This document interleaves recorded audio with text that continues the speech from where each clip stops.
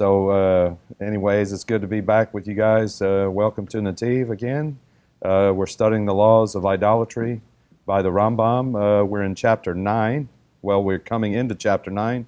We're going to backtrack a little bit to finish up chapter 8. Today we're going to finish chapter 8, Bali Neder, and go into chapter 9, which puts us about 2/3 of the way through the laws of idolatry.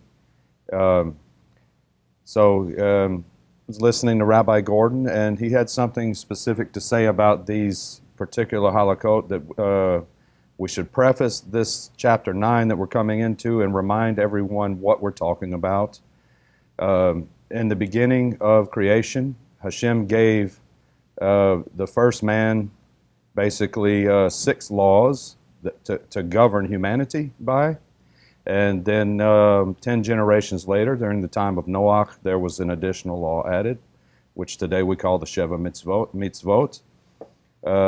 Then some years later, which we're coming up on, right now we're in the 43rd day of the counting of the Omer, which at day 50 will be in the festival of Shavuot, which is the day that we commemorate the giving of the Torah from Mount Sinai.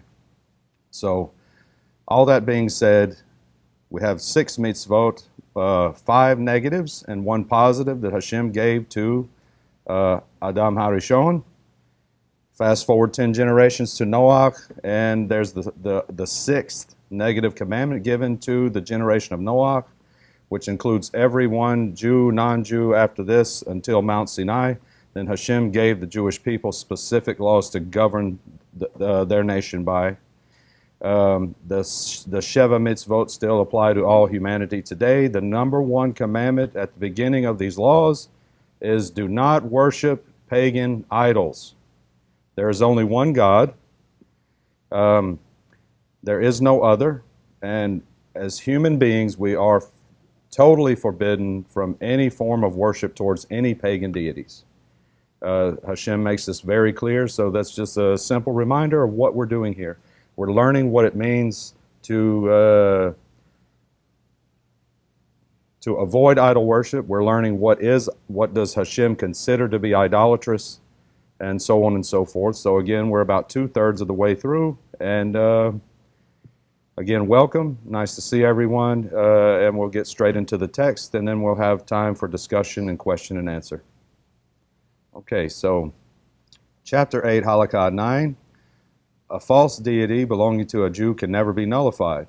So before this, we talked about an idolatrous accoutrement that belonged to a non-Jew. It can be nullified. So he can decide, if it was an item designated for idolatry, he can undesignate it and put it into a status of non-idolatry. Of course, unless it's an object that's carved out to be an idol and it's definitely an image or whatever, then it has to be destroyed. But any accoutrements or anything like this can be nullified if it belongs to an idolatrous non-Jew who decides not to be idolatrous. But if it belongs to a Jew, God forbid that you have a Jewish person that makes an idol or purchases one and starts to worship it, he can't nullify it and make it into something else. It has to be destroyed completely. So even if he owns it in partnership with a non-Jew, its nullification is of no consequence. Rather, it is forbidden to benefit from it forever, and it must be entombed. Similarly, when a false deity belonging to a Gentile or non-Jew enters the possession of a Jew and then is nullified by a non-Jew, the nullification is of no consequence. And it's because the Jewish person already took ownership of it. So once a Jewish person takes ownership or is an owner of an idolatrous accoutrement, the status cannot change. It's forever an idolatrous entity. So again, in that case, it's forbidden to benefit from it forever. A Jew cannot nullify a false deity even when it is in the possession of a non-Jew. A non-Jew who is a minor or a fool, like an invalid, if you would, cannot nullify a false deity. So it has to be someone that's the age of majority or someone who is a competent, able person that has a clear mind. So when a non-Jew is forced to nullify a false deity, whether it belongs to him or to other non-Jews, even when he is forced to do so by Jews, the nullification is of consequence. So a small example of this is Hashem commanded the Israelite people to invade the land of Canaan. There were 7 Canaanite nations, and Hashem told them to drive them out and destroy their idolatrous facilities. So what they would do is they would go to them and tell them either you can stay here and forego your idolatry and become allies with us or become part of our nation, or you can try to fight us and you'll die, or you can get out. So this would be an example where Jewish people, as a nation, would go to another nation in the land of Israel that God commanded and say, you have to forego your idolatry. Even by the sword, it's permitted. Hashem told us to destroy the idols in the land because they defile the land. And the land is supposed to be holy. So the Gentile or non-Jew who nullifies idol worship must himself be an idolater. If he is not an idolater, his nullification is of no consequence. So basically, he's taking something that he worships and making a proclamation that he's not going to worship it anymore, and he's nullifying that deity and making it into something mundane. So it's not only a nullification of the item, it's a nullification of his worship or service to the item. So without that connection being broken, there is no nullification.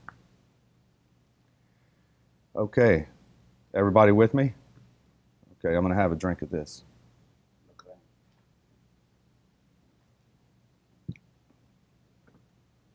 Again, this is what I just said. I'm going to read it though. When a non-Jew nullifies a false deity, he also nullifies the connection to idol worship of its accessories. So it's a severing of the connection of idolatry, not just a changing of status of the objects. So when he nullifies the connection of idol worship of its accessories, it is permitted to benefit from the accessories. The deity itself, however, remains forbidden until it is nullified. The connection to idol worship of an object that was brought to an idol as an offering can never be nullified. So something that was already brought as an offering to an idol, the status of it does not change. It remains as an idol, an item that has been offered to an idol. We read in previous chapters that if a person intended for an object to go towards an offering or become an offering for an idol, if it never made it to that status of being offered, then in some cases it would be permitted if the item, in other words, the item could be redeemed to be used for something else because it wasn't actually used as an offering in some cases. Okay. Any questions on number 9? Okay, it's pretty straightforward.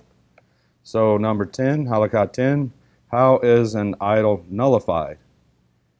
When one cuts off the tip of its nose, the tip of its ear, or the tip of its finger, smooths out its face, even though none of its substance was destroyed, or sells it to a Jewish jeweler, it is nullified. If one, however, gave it as a security loan, sold it to a non-Jew, sold it to a Jew who is not a jeweler, left it after it was covered by fallen articles without removing them, did not demand its return after it was stolen by thieves, spat in its face, urinated upon it, dragged it in mud, or threw feces upon it, it is not nullified. So you have to deface it. It has to be defaced, or what I'm gathering here, being sold to a Jewish jeweler is a person who takes precious metals and melts them down, or takes stones and reshapes them into something other than what their current status is. So obviously the non-Jew who is selling this nullified idol or to a Jewish jeweler is understanding that the essence of the object is going to be changed or completely reformulated, if you would. Number 11, Halakha 11, when a false deity was abandoned by its worshippers in a time of peace, it is apparent that they nullified it. Hence, benefit may be derived from it. If it was abandoned in a time of war, it is forbidden. The only reason they abandoned it was the war. When a false deity becomes broken in the course of nature, it is forbidden to benefit from its broken pieces until they have been nullified. Accordingly, when a person finds broken pieces of an idol, he must regard them as forbidden, lest the non-Jews have nullified them.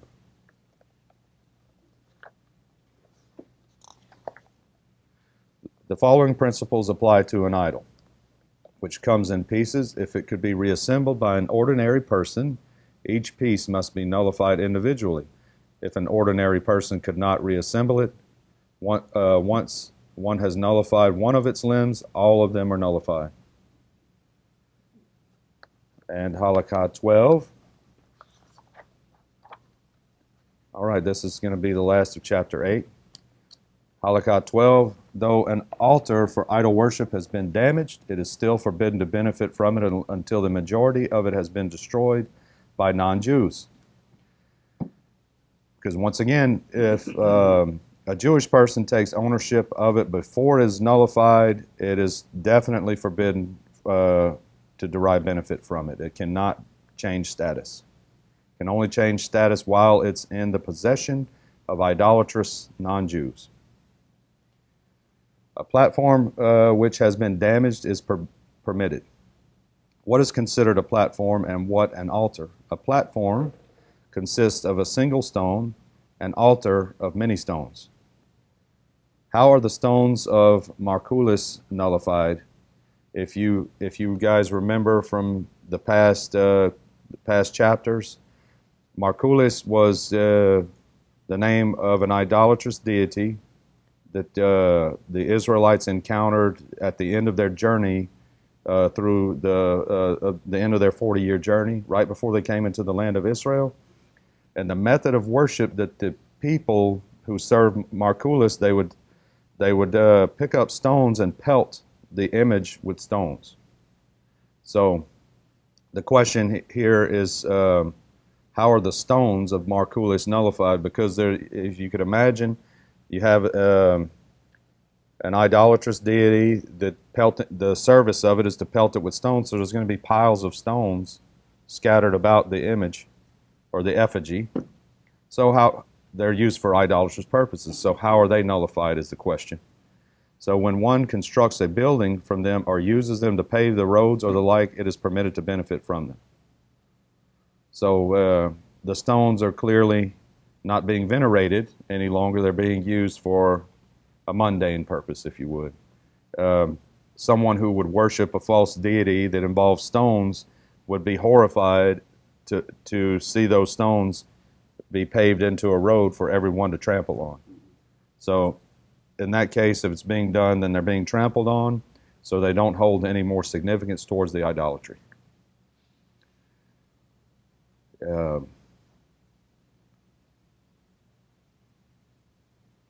So I'm just trying to think of a situation that would be relevant today. Now, you go to public fountains, things like this, and you may see an effigy of a created creature, maybe a person's effigy or no one in particular, or some type of animal effigy made of stone or concrete or something with a fountain, and the water's pouring out, and there's traditions to throw coins in the fountain or well and make wishes. Well, today, is this considered idolatrous? Not really sure, but most people that are doing this would not consider it idolatrous. That's not why they're doing it. They actually don't know why they're doing it. Most people, you ask them, why are you throwing a coin in the fountain? Well, it's a good luck, or it's making a wish. Somebody showed me this. I don't know. So what happens to all the money? Where does it go? Of course, the people who own the fountains, usually the city or municipality, the employees come and clean out all the coins and leave just a few. So nobody ever notices that the coins are cleaned out, but for some reason, it never gets full of coins, and people are constantly flipping coins in there. So are these coins being used for idolatrous purposes? No. I'm sure that they're using them to buy sodas and whatever else municipal officials buy. Fire trucks for the fire department. Or keep the fountain up. Or keep the fountain up, right? So, just something like that. I mean, of course, it's not an idol. In a certain time and place, was that an idolatrous practice? I'm sure it probably was. I know in ancient times, the Romans would move. They would move into a nation with their armies, and they would put up an entire infrastructure with aqueducts and fountains and water systems for Roman citizens. Well, these aqueducts would carry water from freshwater sources across vast amounts of land, and then it would be distributed in the cities through fountains, and they would make the drinking fountains at waist height for an adult, and they would put an effigy of a Roman deity into the wall of the fountain, and the water would come from the mouth of the effigy.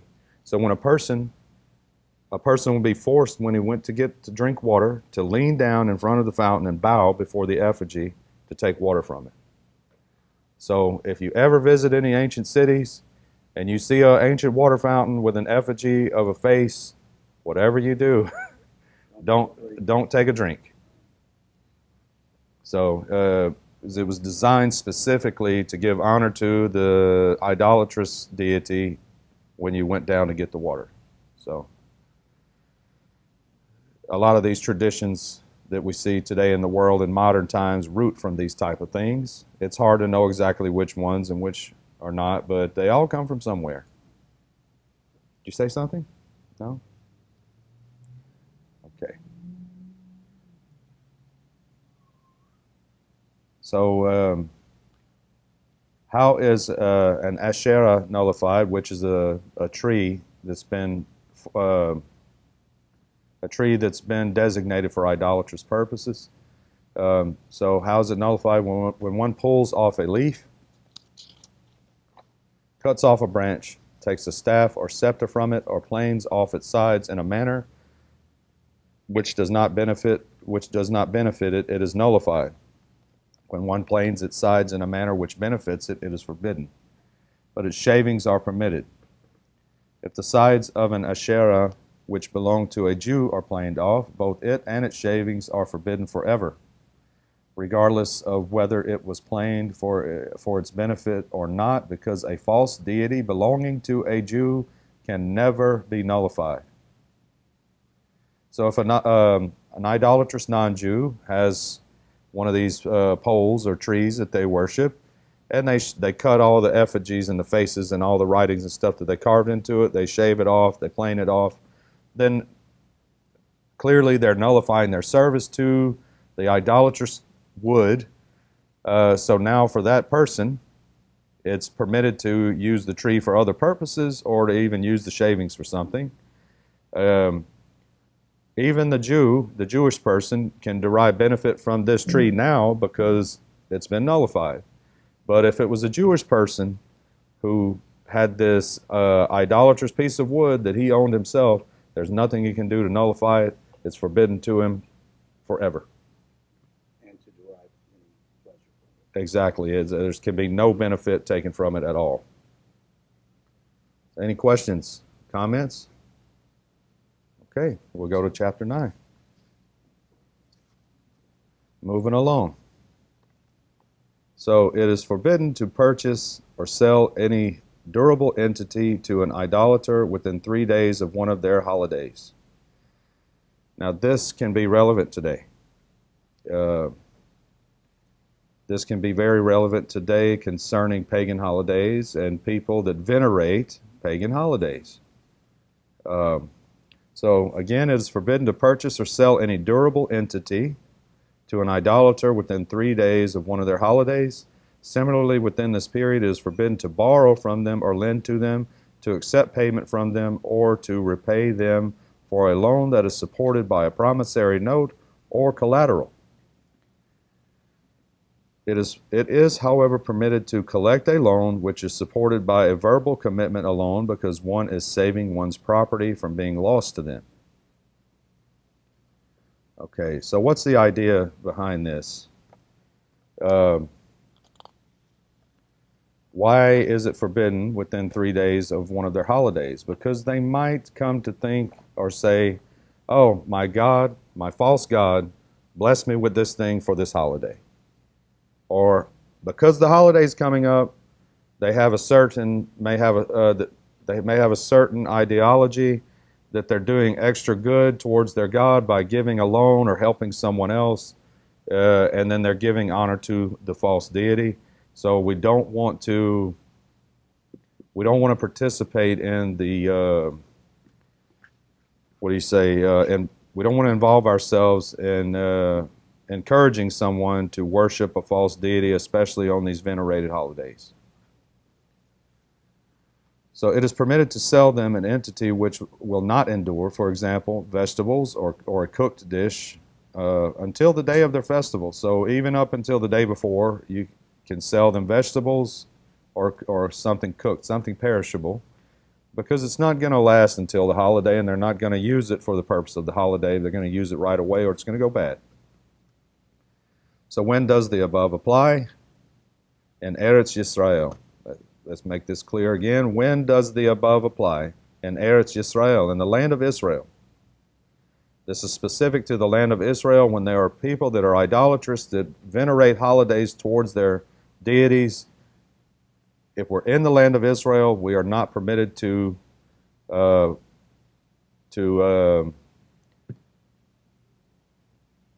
lost the words. Engage, thank you, in those activities up to 3 days before the venerated holiday. So, for example, today there are idolatrous peoples that live in the land of Israel. Not everyone, of course, but there are groups. So this would apply. Before these venerated holidays, we don't give them anything or take anything from them that's not perishable.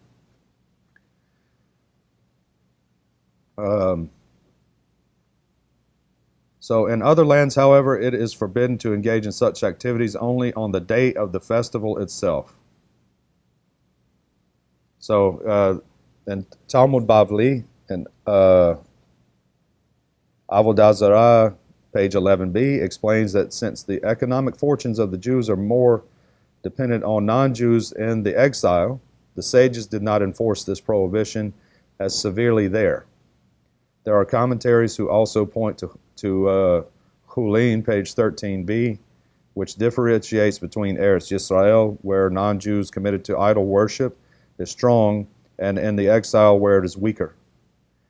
Interestingly, the spiritual nature of Eretz Yisrael is such that it affects, albeit in a perverted way, even idolaters.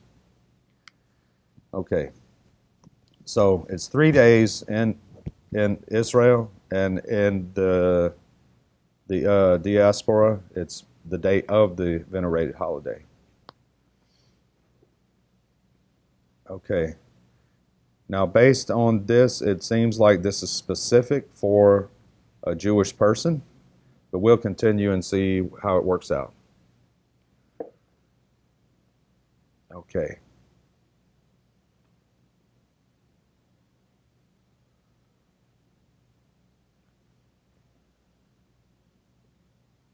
Okay, if one transgressed and did business with them during these 3 days, one may derive benefit from the results of these transactions. When, however, one does business with them on the day of their festival itself, it is forbidden to benefit from the results of these transactions. Halakha 2. It is forbidden to send a present to a Gentile or an idolatrous non-Jew on one of his holidays unless one knows that he does not acknowledge or worship idols.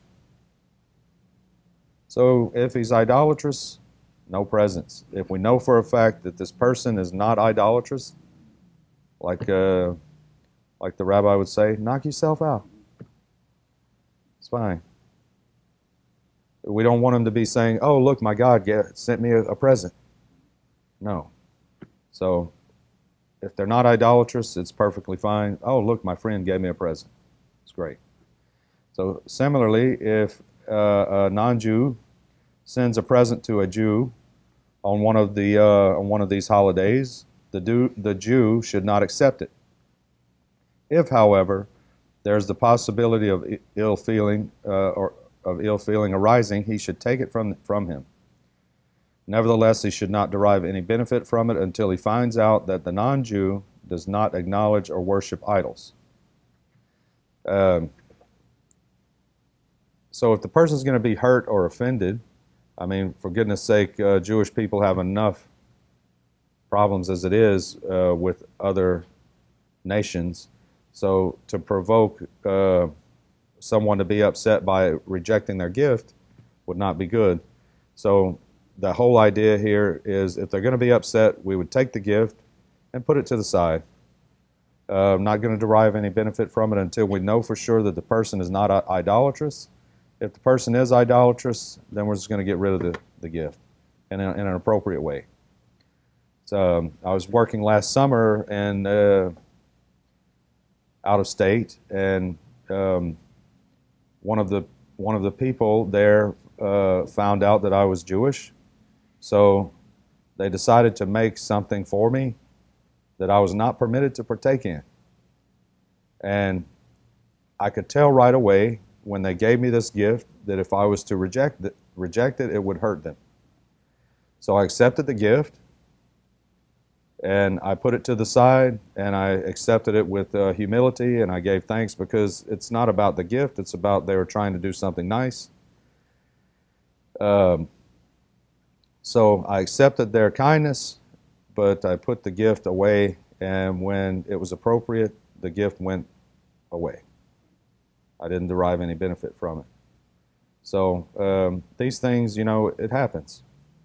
We just have to be sensitive towards someone and not we don't want to lower someone's self-esteem or push them down or treat them like they're lesser.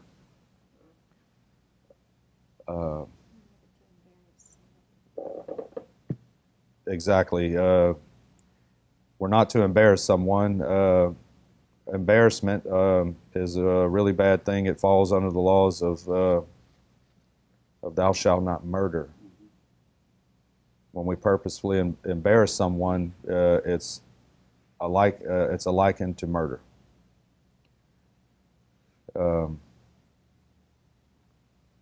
It's kind of scary, right? Some people have a culture of making light of embarrassment, and it's not appropriate. But of course, they don't know better.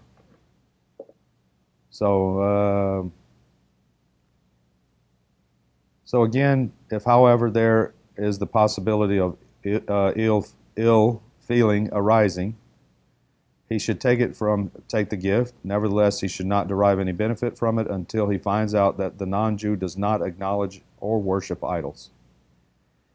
Number 3, if the non-Jew's festival lasts several days, whether 3, 4, or 10, all the days of the festival are considered as a single day. So carrying out transactions on any of these days or on the 3 days preceding them is forbidden. And number 4, the Canaanites are idol worshippers, and Sunday is their festival. Let's see what it says here. The term Canaanites is a censor's alteration.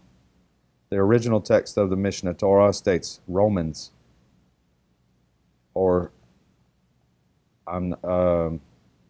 modern derivatives of Romans, if that makes sense. There's no Roman Empire today, but there's remnants of it, and there's entire people groups that fall into this category. We also have the Roman Catholic Church. Yeah, I didn't want to say that, but if that's what I'm referring to. Yep. So we can talk about this in depth after. So the Mishneh Torah states that it's Romans, and the word Canaanites here is a censor's alteration. So note Sefer HaMitzvot, Positive Commandment 187, which states that Canaanites no longer exist. See also the uncensored text of the Rambam's commentary on the Mishnah, Avodah Zarah 1.3, where the Rambam explicitly describes this group as idolaters and forbids doing business with them as mentioned in this halakha. Okay, it's a pretty heavy-duty thing here. So these pseudo-Canaanites are idol worshippers, and Sunday is their festival. I mean, it's kind of spelling itself out, yeah? Accordingly, in Eretz Yisrael is forbidden to conduct transactions with them on Thursday and Friday, each and every week, and needless to say, on Sunday itself, when transactions with them are forbidden everywhere.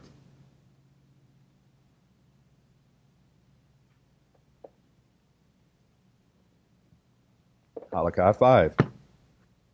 The day on which non-Jews gather together to crown a king, like what do they call this, a coronation?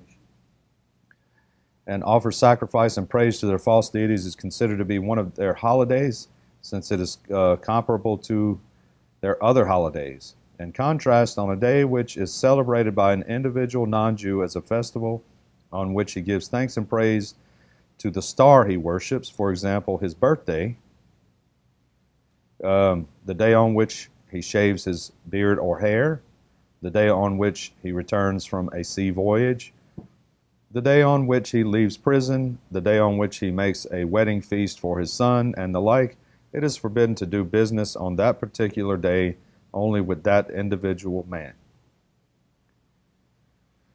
Similarly, when it is customary that the day on which one of them dies is marked with festivities, it is forbidden to do business with those individuals on that day. Whenever a person's death is marked by burning of his utensils and the offering of incense, we can assume that idol worship is involved in the ritual. So there were times when people in the pagan world, when someone would pass away, they would take all their all their accoutrements, everything they own, and burn it with them, because they would view it as if no one else is good enough to own this person's stuff. It's all his, and it's going with him. Burnings. Okay.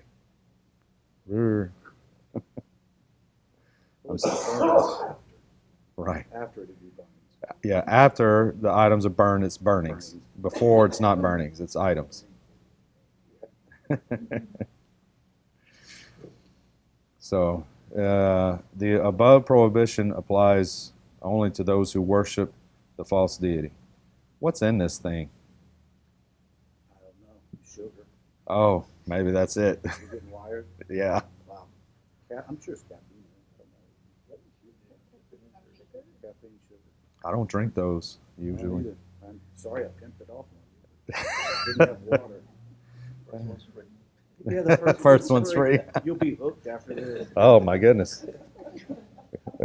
Chas v'shalom. Yeah. Wow. No wonder why they call it Coke. Yeah.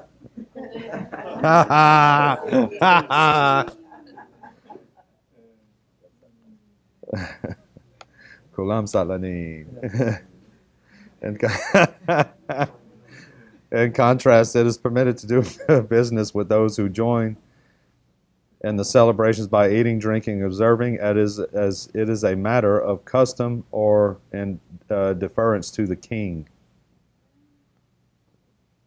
So those who are involved in the direct thing, you don't do business with them. But if they're off from work, if you would, like the boss gave them off from work because it's a coronation, it's not a problem so much. So articles which are distinguished by their use and worship of one of the false deities in a particular locale may never be sold to the worshippers of that deity in that locale. So even if it was nullified, they're going to look at it and say, "Oh, we know what this is. this is so-and-so accoutrement. What is it doing here for sale? And then they might be inclined to reinstate it. So articles which are not characterized by such uniqueness may be sold to them without inquiring about the purpose for which they will be used. If, however, an idolater specifically states that he is purchasing the article for the sake of idol worship, it is forbidden to sell it to him unless one blemishes it in a manner which disqualifies it for use as an offering to the idol. So Avodah Zarah 13b gives an example, like removing a chicken's claw, which would prevent it from being used as a sacrifice for idol worship.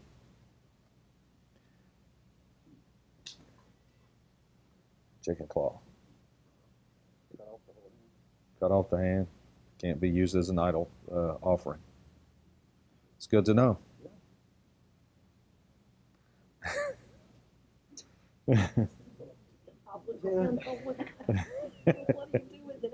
Right, exactly.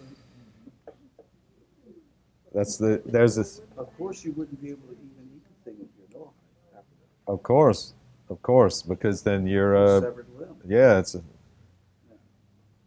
there's well, it's probably already dead. It's right. Yeah. It's probably already dead. Yeah, put out its misery. So there's I'm going to tell them about Pesik Resha. So we're studying the laws, the halakot of Shabbat during the week in the afternoons. And there's a particular category called Pesik Resha. Pesik Resha literally means the idea behind Pesik Resha literally is you have a family. So the father and the child, and there's the kids, and on Shabbat they want to play with a ball. They don't have a ball, but they have a chicken. So the father says, "Okay, I'm going to cut the head off the chicken, but my intent is not for any other purpose. I just want the kids to have a ball." This is Pesik Resha. So they cut the head from the chicken, or the idea is can I cut the head off the chicken to give it to the kid to play, even though there's a prohibited act of slaughtering? Of course you can't cut it off. But I don't care if I kill the chicken. It's not about that. I just want the kids to have a ball. No. Because you know for a fact that it's going to be a prohibited act happening, even though you don't intend for that to happen, you know it's going to happen. No go. So Pesik Resha is the chicken without the head for the purpose of playing with it like a toy, and for obvious reasons it's That's good. Good yeah. to know. Because I was actually thinking about doing that. Bring kids back. Removing the head. Remove the head. So exactly. They have the law probably they used to do that. Do what? They have the law explain it probably. No, exactly. If they had the law to explain that, They used to do that. somebody had to have tried it or thought about it. No, these are questions that come up in legal discussions Right. but it's something that everyone can relate to. If you think about it, I mean, it's something you can see. Well, the kids want to play with the chicken's head. Maybe not in this time and place, but it's pretty fun, you know, especially one with a big comb on the top. It rolls nicely. No. No, we're not going to take it off the video. We're going to leave it. Never have a Coke when you teach. Okay. Enjoy that one. Yeah, enjoy that. No more Coke for you. No more All right. So the editing button is coming on. No more Cokes. No, it's staying. Good. So Pesik Resha, removing the head, but it's not about that someone cut the head off a chicken and think it's okay. No, it's a category of halakot that have to do with the melachah, the 39 melachot that are forbidden on Shabbat, and it's to help a person to understand that if there is, even though we have in mind to do this action, if it's going to cause a direct breaking of one of the melachot, and we know it's going to happen, then it's not permitted. So it's just an example. It's not an actual. Because I was talking earlier today that on Shabbat you shouldn't even just pick up a pen and just kind of, just carry it around because you might inadvertently or forget and make Marks. marks Yeah. with it. So don't even Right. carry it around. These items are called muksa. Muksa items. It's things that are intended for mundane use. They either don't have a use on Shabbat or they're not permitted to be used on Shabbat. That's a muksa item. So, okay. Sorry about the chicken head. We'll get back to the text. Yeah, no chickens were harmed during this. No chickens were harmed during this class.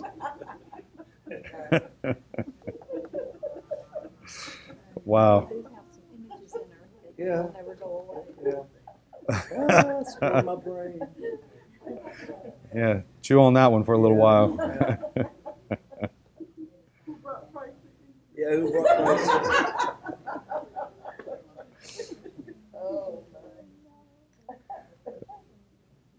Okay, so we left off with the. See, it went from chicken foot to chicken head. That's what happened. 7. So, It's not the Coke, it's my warped mind. So number 7 is permitted to sell articles that are distinguished by their use and the worship of a false deity that are mixed together with the articles that are not used for such purposes. For example, pure frankincense with black frankincense, without inquiring about the purpose for which they will be used. We do not suspect that the purchaser will separate the pure frankincense to use it for idol worship. The same applies in other similar situations. So some commentaries explain that with this statement, the Rambam alludes to the statement in Avodah Zarah 14a that it is permitted to sell products in bulk to non-Jews even though these products are used for idol worship. The size of the purchase indicates that the purchaser intends to sell the products to others and does not buy them for his personal use. So it has to do with distribution of goods, not personal use for idolatry or whatever. Thus, even though the products may ultimately be used for idol worship, the Jew is not directly responsible for making such use possible. Hence, such a sale is not prohibited. It's like saying that a person couldn't sell beef and couldn't sell their cattle in a cattle broker market because the beef might go to McDonald's or whatever. Just an example. Not that there's anything wrong with McDonald's if that's what you like. It's just an example. So. No chickens. So number 8, just as it is forbidden to sell non-Jews articles that assist them in idol worship, it is forbidden to sell them articles that can cause harm to many people. For example, bears, lions, weapons, fetters, and chains. Similarly, it is forbidden to sharpen their weapons. So a guy comes up and says, "Sharpen my dagger." And you're like, well, maybe he just wanted to cut his tomato, huh? No, he doesn't.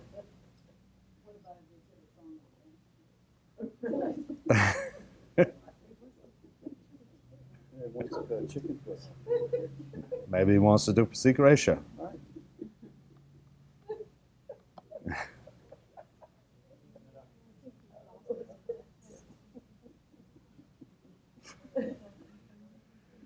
Okay, everything that is forbidden to be sold to non-Jews is also forbidden to be sold to a Jew who is suspect that he will sell to non-Jews. Similarly, it is forbidden to sell dangerous objects to a Jewish thief.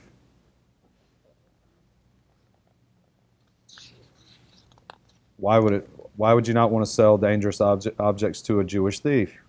Because he might use it to harm someone to take their items. So we don't want we don't want to enable someone to do dangerous things.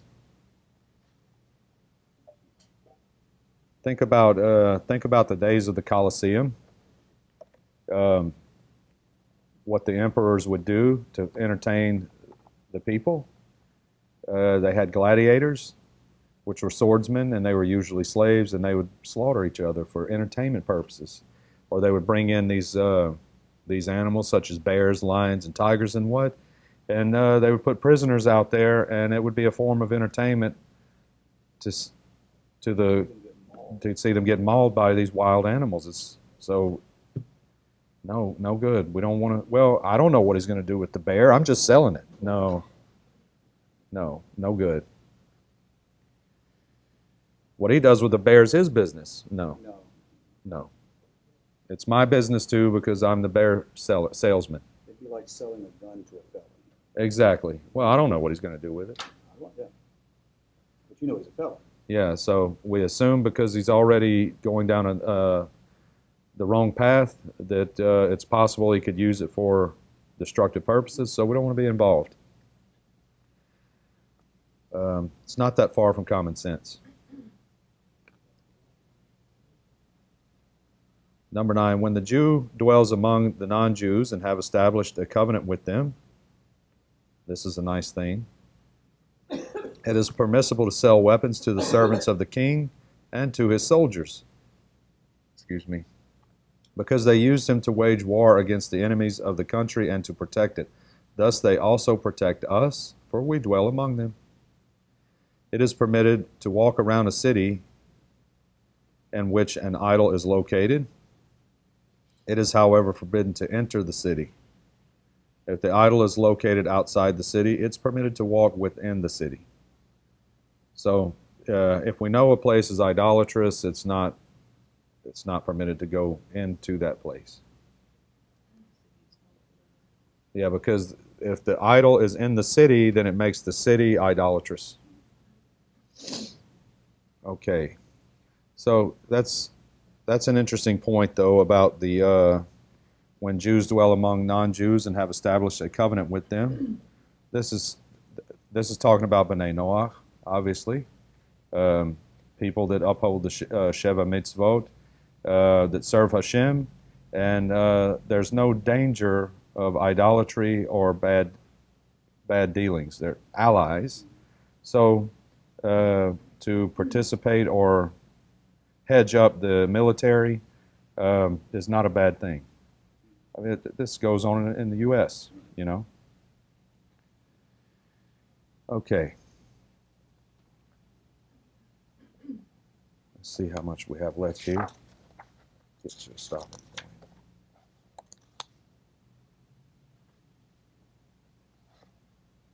All right, we'll cover one more halakha, and then we'll stop for today. So a person who is journeying from one place to another may not pass through a city in which a false deity is located. When does this apply? When this is the only way to his destination. If, however, there is an alternate route to his destination, and by chance he took the route which passed through this city, it is permissible. Okay. So the Kesef Mishneh explains that when a person has no alternate route, it appears that he is deriving direct benefit from the presence of an idol. If, however, he has an alternative, the idol's presence is of no consequence. The Kesef Mishneh also explains in response to the Ra'avad's objections that although the phraseology of the halakha may not imply such, if there is an alternate route, the Rambam grants one license to travel through such a city. So it's a little tricky there. Yeah, it is confusing. Yeah, it does. If you had an alternative, that would mean that you would have the choice to go around the city or go a different direction. But if you go through it, you've chosen to derive benefit. That's what it seems to be. It seems to be. Right. So that's why we need some clarity on that. Right. So I'll definitely consult the rabbi on this one, because it doesn't the language of it in the English is not making sense. Right. How's this apply say? How this apply for us? This one? Well, with this one, that's what we're not sure what it's saying exactly. So, but like the city. Okay, example would be, you go to Japan, and there is a city that's dedicated to Shinto priests. Their whole worship, everything it's a Shinto city. It's like if you want to go there, they all do their pilgrimages there. They have their huge temple there. You just wouldn't go. Just don't go. How about here in the United States? Can I turn this off? Sure. Thank you. Thank you, everyone, for participating. Yes. See you next time.